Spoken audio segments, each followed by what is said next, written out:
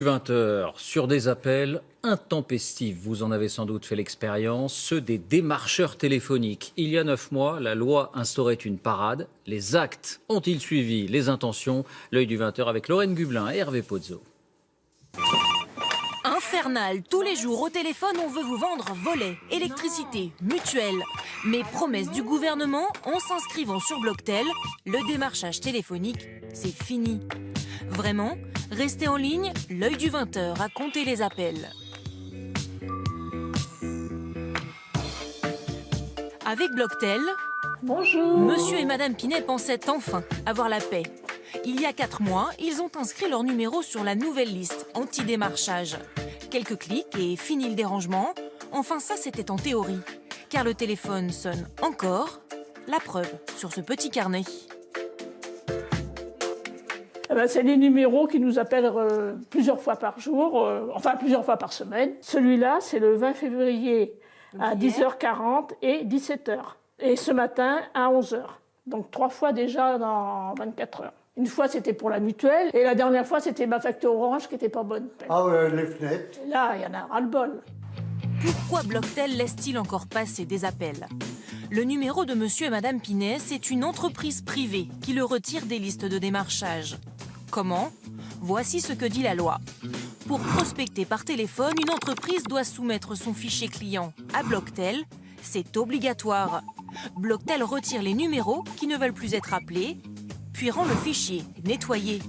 L'entreprise paye jusqu'à 40 000 € par an. Seules 600 entreprises ont souscrit à Blocktel et respectent la loi. Plusieurs milliers sont pourtant concernés. Nous avons retrouvé l'une des PME qui a appelé notre couple de retraités. Spécialisés dans la rénovation de l'habitat, ces patrons nous confirment ne pas avoir souscrit à Blocktel. Trop cher, disent-ils. En clair, je n'ai pas les moyens de payer juste la souscription de vie. Ok, vous voulez pas que je les appelle, donnez-moi la liste, y a pas de souci. Ne me demandez pas de payer pour pas les appeler, c'est pas cohérent. Comme eux, de nombreuses entreprises continuent de démarcher en toute illégalité. Alors que fait la répression des fraudes? En 9 mois, 25 entreprises ont reçu une amende. La DGCCRF l'avoue, démasquer ces sociétés qui nous harcèlent, c'est long et compliqué.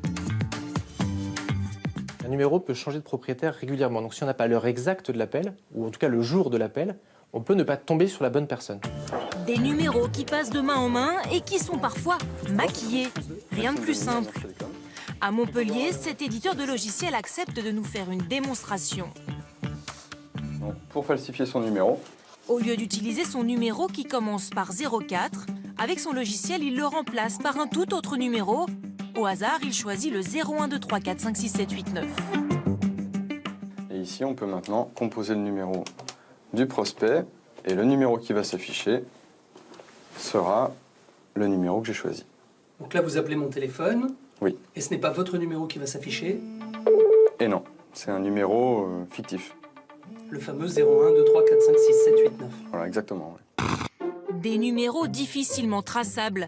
Souvenez-vous de Monsieur et Madame Pinet, leur carnet en est rempli. Sur 21 numéros, quand on les appelle, voici ce qu'on nous répond pour 18 d'entre eux. Le numéro que vous avez composé n'est pas attribué. Personne n'est en mesure de prendre votre appel en ce moment. Au revoir. Bref, le téléphone n'a pas fini de sonner, sans parler des fraudes aux numéros surtaxés, près de la moitié des appels signalés, et ça, Blocktel n'y peut rien. Le dossier de cette